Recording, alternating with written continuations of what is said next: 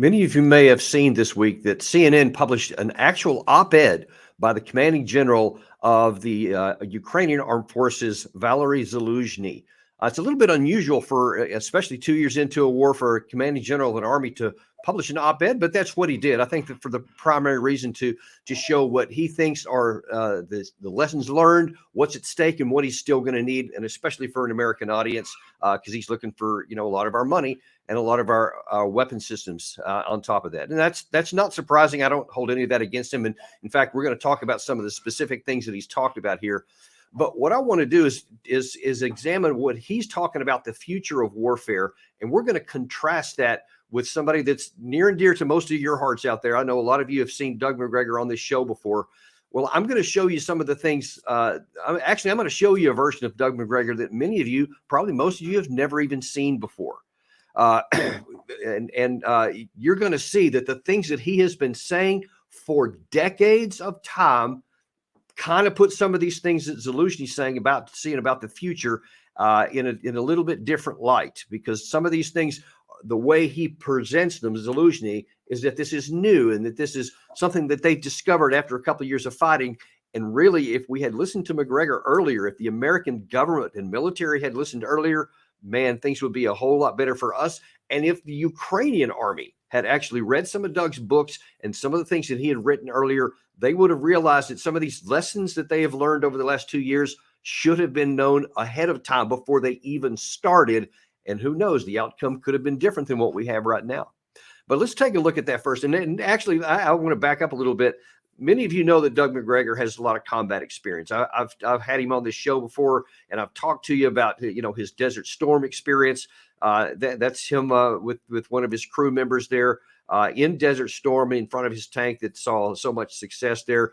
This is another one. Actually, I took this one from my combat vehicle at the Battle of 7-3 Easting on the critical moment of the battle. And that's his command vehicle behind him, and he's in that tank on the front side there. That's actually him in the turrets. If you look close, you can see him right there. But what some of you may not know is that Doug is actually a prolific author. And I'm going to show you here in a few minutes some books he's written as far back as 1997, has some really interesting things in light of today's combat that really stand out. But he's also one of the unique people that can see things at their strategic level as well as all the way down at the tactical level.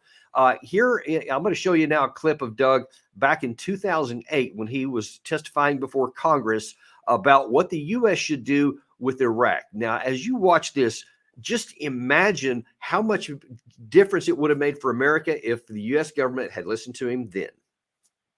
I think any elected official contemplating the commitment of U.S. forces to the survival of a government like Iraq's, a government that already confronts powerful armed opposition inside its own borders, should recognize the potential damage that the government's reliance on U.S. military power would cause its legitimacy. The best strategy for the United States, in my view, is to stay out of Iraq's internal conflict until that is resolved and a new legitimate Iraqi leadership emerges without direct U.S. military support. And finally, an open-ended pledge by the United States government to commit its military establishment to the defense of the Iraqi government in Baghdad against internal enemies on the grounds that the United States is defending, quote-unquote, a democratic system, something that I think is at least misleading, if not fundamentally untrue, seems to me uncomfortably close to the old Soviet notion of defending socialism in Central East Europe inside the Warsaw Pact, which ultimately was an excuse for intervention to prop up unwanted communist regimes in Central Eastern Europe. So if we had listened to Doug in 2008 and not kept American soldiers there to defend the Baghdad government, if Obama had not sent them back in again, even after they got out in 2014, again to defend the Baghdad government, folks, they wouldn't be there right now. And as we're making this video today, live right now, there are allegedly B-52s in the air on the way right now to strike targets in Iraq and in Syria in defense of our troops there. If those troops had left and decades before, there wouldn't be any need to defend anybody there. There wouldn't be any Americans dead because they wouldn't have been on the ground there. Let that sink in for just a second. That's how critical some of these things Doug has said in the past could have benefited America. And in this case, some of the things I'm about to show you could have benefited Ukraine. And that is the problem. So that when we talk about ideas going forward, might need to put a little bit more credibility behind what Doug is suggesting here. Now, let's look back at what Zaluzhny is saying, because now let's, real quick, take a look at there. Now, this war has been going on for nearly 2 years now. And Zaluzhny, of course, has been their commanding general ever since the war started. There's been a lot of conflict in recent weeks and months between Zaluzhny and his president, Zelensky. Apparently, according to the Washington Post a couple of days ago, Zaluzhny is about to be fired because there's been so many disagreements about policies and tactics that they've been going on in there. Well, Zaluzhny now has published this op-ed after actually having given an interview to the Economist toward the end of last year, where he admitted that things had not worked out for the offensive. Now that he knows that they are in desperate need of Western and specifically American money and arms and ammunition, so he's publishing this piece here to explain what he's learned and what he needs. Now, one of the things he writes here is that our combat experience, particularly since 2022, is unique. But in the interest of victory, we must constantly find new ways and new capabilities to help us an advantage over the enemy. Perhaps the number one priority here is mastery of an entire arsenal of relatively cheap, modern, and highly effective unmanned aerial vehicles and other technological means. It offers the opportunity to reduce reliance on heavy material in combat missions and an overall conduct of hostilities. It opened up the possibilities of inflicting sudden and massive strikes against critical infrastructure and facilities and communication hubs without deploying expensive missiles or manned aircraft. Now, if you're thinking, okay, that sounds reasonable, I guess, like you said, these unique situations here, but it's not exactly unique. Now, I'm going to show you in a minute ago a couple of books Doug has written. You can check these out if you want. One is Breaking the Phalanx. That's from 1997, and I'll be sharing with you a clip of how prescient some of those things were. Another one is Margin of Victory. I think Gary had a picture of that one up there in a minute. We'll put that back up in a second. But what I want to show you now is something that Doug wrote close to 7 years ago in the National Interest that directly relates to what Zaluzhny just says there. Now, this is 2017. And Doug wrote, the skies over the future battlefield will be crowded with loitering munitions and unmanned aerial vehicles. Remember, Zaluzhny just said these unique new things, and that's what, after 2 years of war, they have learned. Doug wrote about this 5 years before that war even started, that this is exactly what they should expect to find on future battlefields. These agile cruise missiles are designed to engage in beyond line of sight ground targets with proximity fuses, high explosive warheads. These systems will require airborne or will remain airborne for hours, whether day or night, equipped with high-resolution electro-optical infrared cameras. Enemy operators will locate, surveil, and guide to drone targets on the ground. Now, does that sound like something that was written in 2017 or something that was written like last week? Because Doug has been talking about this forever. He continues on there. If we can put that back up. These loitering missiles are integrated into the enemy strike formations, armed with precision-guided rocket artillery that fires high explosive, incendiary, thermobaric warheads, including submunitions with self-targeting anti-tank, anti-personnel munitions. Warfare as we know it will change. And again, you don't have to learn that after the fact, after 2 years of war. If you had read this before, you'd have known exactly what was coming. And this last part, I think, is very key. Imagine the impact of the aforementioned events on the contemporary Army's thousands of paratroopers and air-mobile and truck-mounted infantry. The consequences for gas-guzzling, even upgraded tanks and infantry fighting vehicles designed in the 70s will be no less profound. Without integrated air and missile defenses to protect them from a top attack or their own precision strike capabilities to counter the enemy strikes, the mix of enemy capabilities employed as described will crush them. And that is exactly what has happened. That's what Doug wrote about before, that said this is what's coming. And again, if I didn't even put any context and I just read that, you would think, well, that's what someone is identifying after what has happened after 2 years of war, because the tanks, especially during that offensive that Ukraine launched last summer, all of their tanks and everything else ran into battlefields or ran into minefields. They were hit with drone attacks. Precision artillery is just you pounded them. So now Ukraine has gone to infantry-centric attacks. These FPV drones, like you're seeing on the screen right there, those are now ubiquitous on the battlefield, and they're continuing to expand. But folks, that's not new. This should have been foreseen long ago. And now that's going to get us kind of to the next section here of what Zaluzhny wrote. Gary, if you can toss that one back up, number 2. He said, the challenge for our armed forces cannot be underestimated. It is to create a completely new state system of technological rearmament, taking everything into account at this moment. We think the creation of such a system could be achieved in 5 months, and our partners are of this same view. That's troubling to me, because when he says our partners, I assume he's meaning the United States, and certainly U.S. and NATO.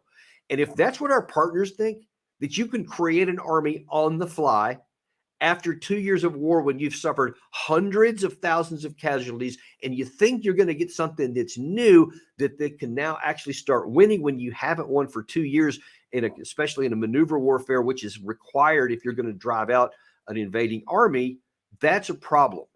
Because I can assure you, just from my own personal experience, there is no chance that you can train an army from scratch on the fly while they're engaged in combat operations after hundreds of thousands of casualties, and think in 5 months you're going to get something that's good. Now, you don't even have to take my word for it, because if we look back now to the Margin of Victory book here, this is one of the key things that Doug writes in here that should have leapt off the page to everybody in our country as well as Ukraine.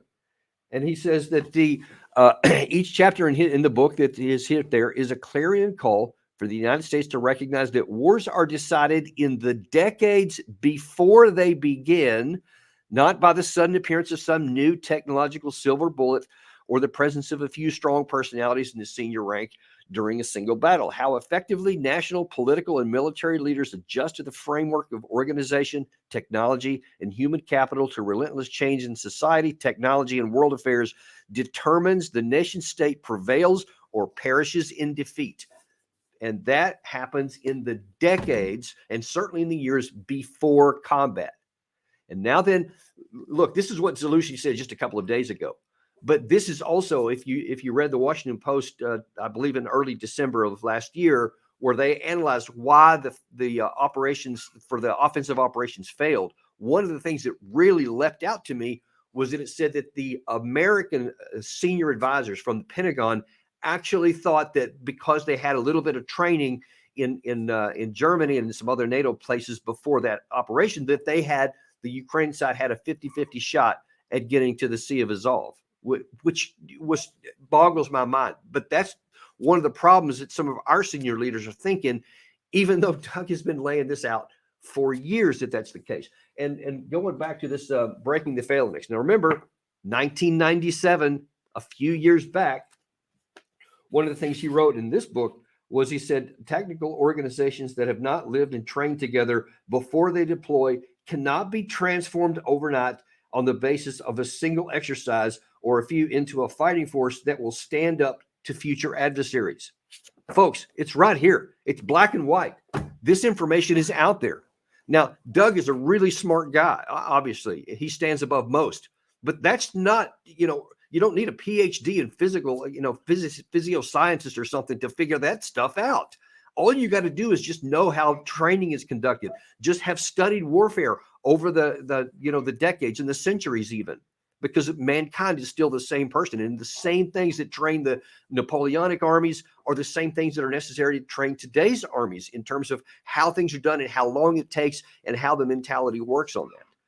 But we still don't want to listen to people who have done it. And our leaders today still want to cling to preferences instead of realities on the ground.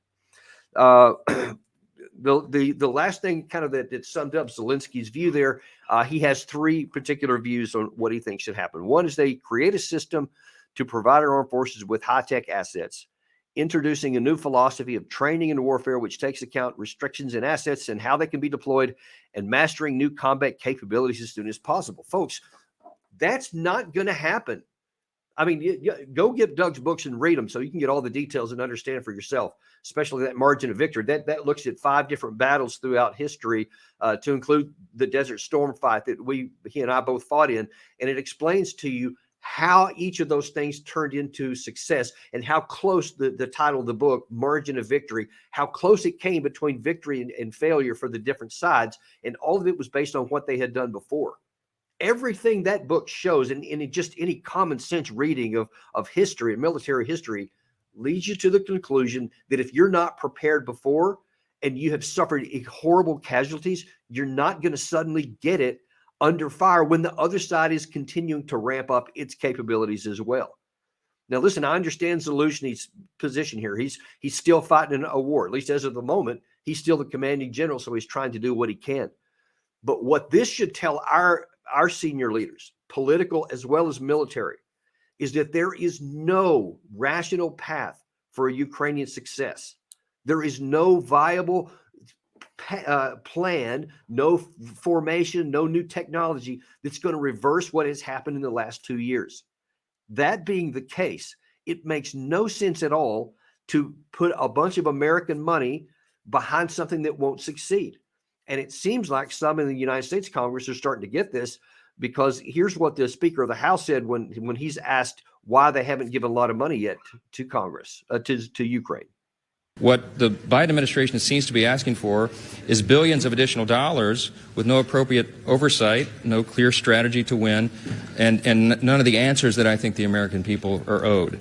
I have also made very clear from day one that our first condition on any national security supplemental spending package is about our own national security first. The border is an absolute catastrophe. He's right. Look, the Americans, it's odd that you have to say this out loud, but American government is supposed to take care of our country first, and then where it makes sense, we'll also help others out there. But his first part is even more to the point here. There is no strategy for victory. There is no a plan that's going to end up with something benefiting our country. And there's nothing, as all of this has shown you here, that's going to change the reality on the battlefield. Now, why should I give $60 billion of your dollars that you provide the government through your taxes to a country that cannot succeed? All you're going to be doing is doing what we did in Afghanistan, especially for like the last decade. Every year we put tens of billions of dollars into something that never had a chance militarily to win, until finally it became so rotten and so corrupt it literally collapsed. That's, in my view, the most likely outcome of the situation here, that even if they give some money to them, it's not going to make any difference. The die is cast. The outcome is clear. And if we keep giving our money, it may delay the outcome. But at some point, I think you're going to see the same thing, where at some moment, the Ukrainian army will just collapse, if not politically, because there's all kinds of problems in the domestic politics between the senior political leaders and the military leaders that are squabbling and fighting back and forth. And that's certainly no good trend that's going to show success. But we need to do what makes sense, what's rational, what people like Doug Macgregor have been talking about for decades, laying it out in very stark, clear ways, why things work the way they do, how they're likely to come out. Look, it's almost as though Doug, especially in that 2017 piece, predicted the future. It said exactly what the next war would be like. And it has worked out almost verbatim the way he wrote. He was actually projecting future war, and he was saying if the U.S. was involved, these things would happen. But you just exchanged the word U.S. for Ukraine, and that's what happened. I mean, you read it for yourself there. You saw it on the screen. That's what the truth is. So what now is going to be facing our country is, do we give in to more emotion and say, okay, well, Zaluzhny is asking for more help. Zelensky's asking for more money. Let's give it to him, even though it's not going to make any difference. Or are we going to say, hey, it's time to do something different here. It's time to let reality and truth get into what we're doing here, so that we have a shot at creating an outcome that's actually beneficial to America. And that outcome right now, the best thing we can hope for is to get this war tied off as soon as possible, stop the killing of the innocent Ukrainian people, stop the pointless slaughter of their manpower that they're going to need to go to establish their future, and to stop wasting American money and throwing American arms in, that we may end up needing our own self because our national security is weakened because of all of these things we're doing. It's time to reverse all of those things. And that is your deep dive for today. We thank Doug Macgregor for all these books that he's written, and I hope that we have him on again. I don't think next week he's traveling, but you can sure count on it. We'll have him back as soon as he's back in town. Because you definitely want to hear it from the horse's mouth, especially if things continue to deteriorate here in both the Ukraine-Russia war as well as in the Middle East. And like I said at the start, apparently B-52s are in the air, so keep watching this channel because there's probably a lot of breaking news coming, possibly even later tonight. Thanks for this show. Please like and subscribe. Pass on to your friends because, folks, here at this channel, we are unintimidated and uncompromised to bring you the truth, no matter what it is, whether anybody likes it or not. This is what the truth you need to know. Thanks, and we'll see you next time on Daniel Davis Deep Dive.